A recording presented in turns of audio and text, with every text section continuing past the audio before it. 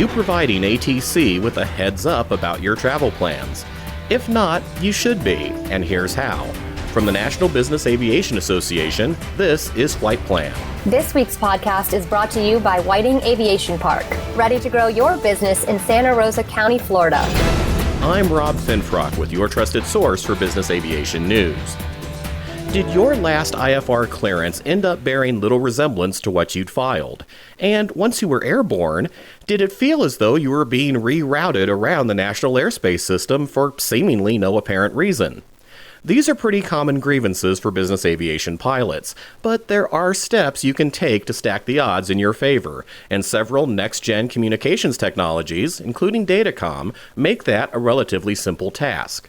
The key to NextGen is to basically provide your departure information as accurately as possible through your flight plan service provider so that it gets into the FAA's system so they can manage the air traffic based on reliable information, so they can then determine how to manage the air traffic if there are any volume constraints, weather constraints.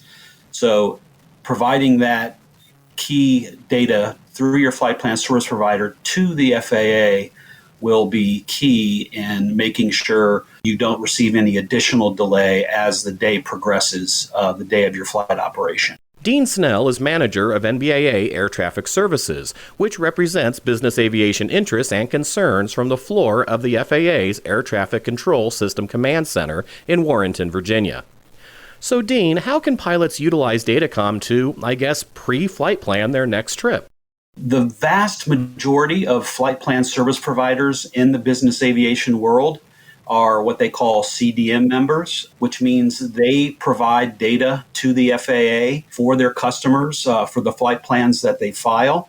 So that information, that data goes from the flight plan service provider to the FAA based on the inputs of the pilot and or the dispatcher for the business aviation flight operator, providing the FAA with the data they're using to manage the National Airspace System the next day. So what's important is that flight information get into the FAA system through your flight plan service provider in advance, so you are what they call known demand within the FAA world. In other words, your flight plan is in the system. They have your departure time. They know these are the times you're operating, so they can then manage that airspace and manage that demand. And you're not getting any additional delays based on an inaccurate file time. What can operators do to expedite this process? To answer that, I'm joined by Rich Bull, a business aviation pilot and chair of the Airspace, Air Traffic, and Flight Technologies Working Group of the NBAA Access Committee. From the operator side is when we become aware of the flight plan or of the proposed flight, we need a flight plan in enough time to let that process that Dean just described work. To make that work most efficiently, we need to make sure our flight plans are filed with our air traffic service provider before any program comes into place. If you have a morning departure at 8 a.m. and you wait until you walk into your company flight plan and it's 6:30 in the morning to get behind the computer to type in your flight plan, that's too late. You're not known traffic anymore. You're pop-up traffic. You're not going to be part of any program that might have come out in the morning or that was being planned. So we want pilots to file no later than the night prior for a morning departure, preferably about 12 to 24 hours in advance. It's important to file to get your proposed time into the system before any programs go into place. It doesn't mean that you got to file a week in advance for it. It's also important to understand that this doesn't move you to the front of the line if a program comes into place. What it does mean is that your flight will take the fewest potential delays that may come in. If you're a pop-up traffic, you're now subject to the potential for a larger number of longer delays. Dean, I hope I got that right. Yes, sounds good. And the key is being, as I said, that known demand, because when a traffic management initiative is implemented by the FAA, it takes the data at that given time, which would be known demand, and distributes the delays equally amongst that. So when you come in and file a flight plan after that delay has already been allocated, that's when there's different algorithms within the FAA automation that finds a slot for you. And quite often, its additional delay is assigned to that slot because you're now demand that wasn't there when that program was initially implemented. And Dean, as you mentioned earlier, one way operators can utilize this pre-flight planning option is through their flight planning service provider. Marek Shiviak is a flight operations specialist for AirInc Direct. Can you tell us a bit of how this process works from that perspective, Marek? Absolutely. So on the AirInc Direct website, when a pilot goes in and sets a plan to file, it either shows as a pending state or a filed state. But just setting it to file and showing pending on the filing page, what that'll do is once we hit 23 hours, 59 minutes before the flight, or less than that, what it does is it sends that early intent data out. So they become part of that. You can still change the route. So really the only information that's going out is tail number, city pair, and departure time. So, if you need to adjust the route, that's fine. But just getting that out there, like Dean was saying earlier, makes all the difference in the world. Historically, I've seen a lot of customers, they're more in line with the average delays than, say, those folks who file at the last minute. They're the ones that can end up getting those, 2-3 hour edicts that are just going to really complicate their flight day. Rounding out our panel today is Robert McLeod, team leader for flight operations at ForeFlight. Are pilots using your app to plan their flights also able to take advantage of this pre-flight notification, Robert? With ForeFlight, if the user files the flight plan within 22 hours of their departure time, we're going to release it immediately to the FAA.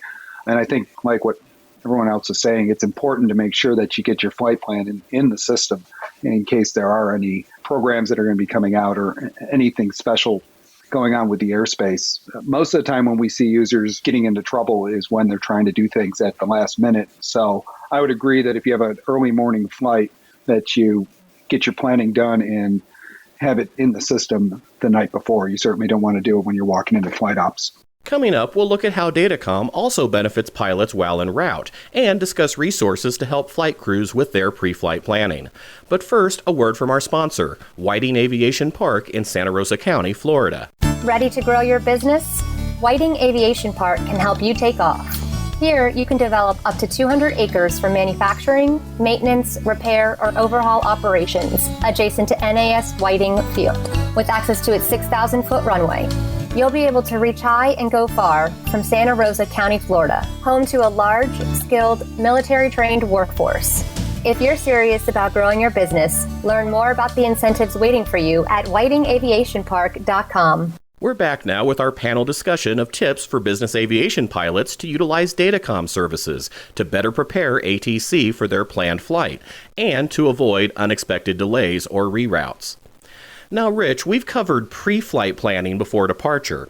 What can pilots do to expedite their arrivals once en route? If you have the proper star filed in your flight plan, that's probably the first most important thing. And obviously, that's going to be part of your flight plan that you're going to load into the aircraft's flight management system. The bigger problem comes in later down the road when the star branches out into the runway transitions. And runway transitions are often tied to a particular approach.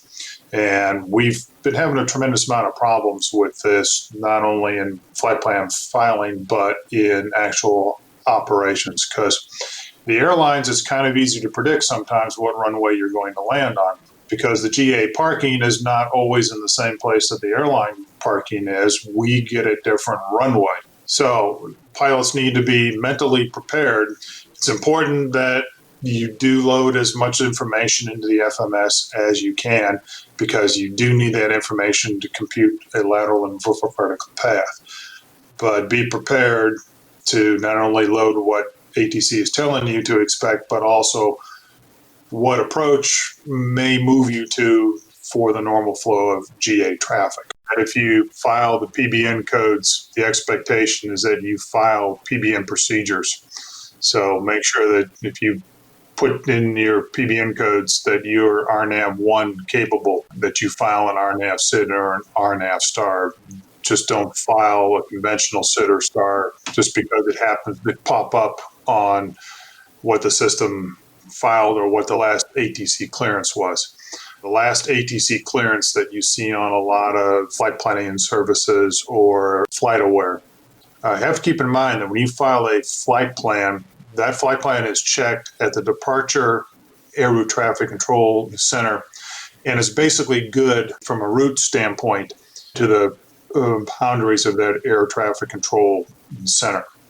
Now, while it's a legal clearance for you to file if you lose comm, nobody's looked at it for anything else beyond the Departure Air Route Traffic Control Center boundary. If your flight plan takes you through a restricted airspace or an incompatible star on the other end, no one has checked for that.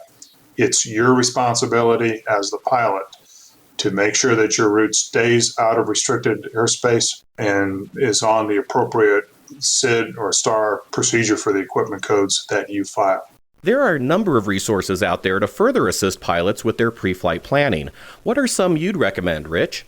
First of all, I need to select a route that I'm going to get. And if you are a advanced airplane, like most business aircraft are, that take advantage of performance-based navigation, you have to file performance-based procedures. And your flight plan codes need to reflect that. So we have the FAA's operational approval guidance table that tells you what codes to file, what authorizations are required to file those, and the operator guidance that goes along with it. Make sure that you're filing the appropriate flight plan codes to take advantage of the new PBN procedures. Now, once you've done that, you need to figure out what's the appropriate route. And the appropriate route is not what is the minimum time route or the optimized route that the flight planning computer throws out. Go to the Air Traffic System Command Center website. They have the route management tool, 2 options, the National Flight Data Center preferred routes and the CDR routes. Take a look at those routes. Put your departure airport in, your destination, see if a route comes up. If your departure airport is not in there, put your departure air route traffic control center in, or the en route center that you're going to traverse prior to going into that space. More than likely, you'll find some type of preferred route or a CDR route that they want you on. If you file that route, you're likely to get that route in your clearance, and ATC doesn't have to issue an amended clearance later on. File correctly to start with. The night prior, take a look at the NAS operations plans. AirLink Direct for Flight, they have these available. They give you kind of a weather briefing on what they expect in the National Airspace System the next day. You turn on the Weather Channel to see the broad view of what the weather's going to be like. Take a minute to take a look at this NAS operations plan for the day and see what's going on in your particular area that you're going to fly. Pre-flight planning the day of, you can look at the OIS page on the Air Traffic System Command Center's page. I have this on my browser as one of my home pages right along with the Aviation Weather Center. So when I start on my computer up my browser, it's one of the first things that I see. I see at a snapshot where the delays are, where runway closures are. It's updated every 15 minutes, and it'll tell me if I've got an advisory out to some of the airports I might be flying in. If I'm looking to see what might be going on during the day, maybe my flight's at noon and I get up at 8 o'clock. Get on the advisory database, look at the latest operations plan. It basically is the best view of what's going to happen that day, planned advisories that are going to come out, planned reroutes so that you can get ahead of the game. You might be able to pick up the telephone and tell your client, your passengers, might be best if we can leave an hour earlier so that we avoid this delay plan that they're planning to come out at 12. Robert, how can pilots utilize apps like ForeFlight to handle these pre-flight planning measures? And what other resources are out there that you'd recommend? Yeah, so I would agree with what Dean and Rich were saying earlier, but you just use the technology that's available to you. I was flying yesterday from Dallas Love back to Houston, and if you have access to something like a digital ATIS, we were sitting in Dallas and we could look at the ATIS for Houston Hobby and figure out what runway we could expect. That way, when we're programming the FMS, we can kind of have a little bit of a heads up of what to expect and talk about that while we're en route. Other things that you can use, like PDC, if you can get your clearance ahead of time and have a discussion with the other pilot, or if you're by yourself, you can use that to give you kind of a last minute snapshot of what you can expect. The PDC is extremely helpful. You're not sitting there with the engine running, the passengers climbing on board. You can sit there in a relaxed environment and really plan out what's going on ahead of you. But there are a lot of resources that you can use, and just use the technology that's out there to help make things easier and do it when things are calm.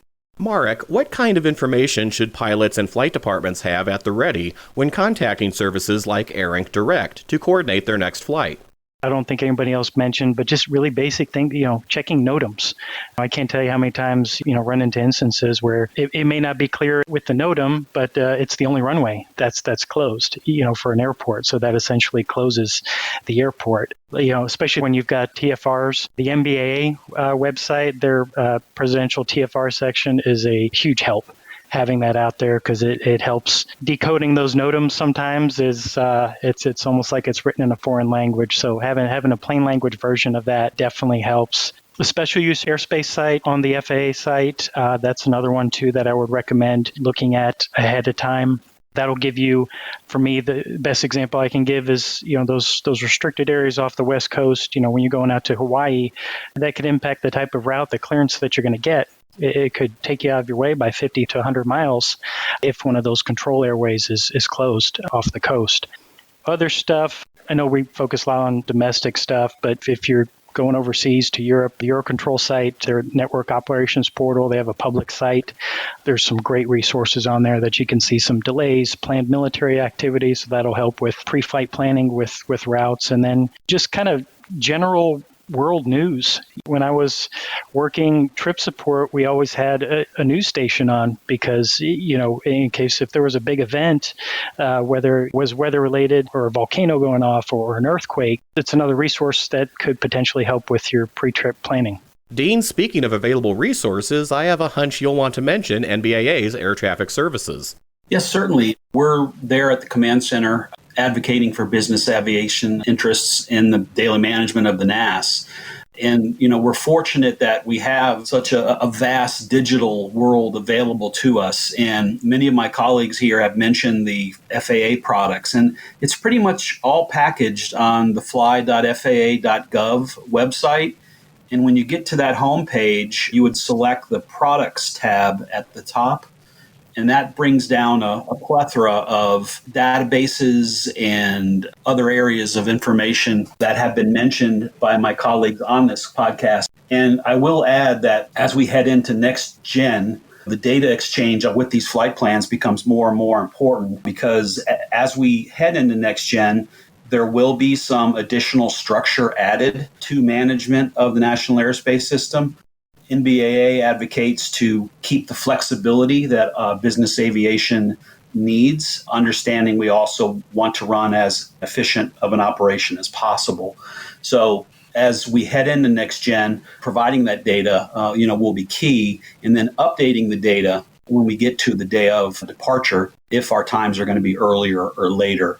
So that'll lead me to my final point, which is if you have a window for a departure time instead of a specific time, which is common in business aviation, I would say err towards filing the earliest time you would depart as opposed to the latest time you would depart in that window, because the way the FAA automation works, you're much better off delaying time or changing your departure time to later than trying to move it up earlier. Because quite often the FAA automation will lock in that original file time, and you'll get additional delay based on the fact that you're trying to leave earlier and it still has that original time. So that would be just if there's a gray area and you want to err on the side of caution. It's always a little better to file your earliest planned departure time and move it later. And the thing to remember is that ATC keeps that flight plan in their system for, in most cases, up to 120 minutes. Exactly. I was thinking when I think it was Dean was mentioning the OIS page, I think folks educating themselves on the flow constrained areas, especially when we get into severe weather events. And that gets me thinking into also having a backup plan. Especially if weather's involved, if you got a flight from Teterboro to Fort Lauderdale, obviously most cases you're going to plan down the coast or one of the routes that are slightly offshore, but to prepare for if you have to use one of the Azizu routes going well offshore. Going out to San Francisco, fog's going to be an issue, have something in advance where you talk to your passenger and say, hey, maybe we should go to Oakland instead to avoid having to deal with some lengthy edicts that would be going into San Francisco. So yeah, having something in your back pocket, it's helped on more than one occasion getting customers out of a jam. My thanks again to our guests today, Rich Bull, Robert McLeod, Marek Shiviak, and Dean Snell. You can learn more about NBAA air traffic services at nbaa.org/ATS. Also, be sure to check out the October 2nd NBAA News Hour webinar that drove this conversation, Flight Planning Tips and Tricks at nbaa.org/newshour. And that's the latest from the National Business Aviation Association. Thanks again to our sponsor, Whiting Aviation Park. And remember, you can subscribe to all Flight Plan episodes at Apple Podcasts in the App Store, wherever you find your favorite podcasts, including by asking Alexa or another connected device, or download them from nbaa.org. I'm Rob Finfrock. Thanks for listening, and please join us next week for a new episode of Flight Plan.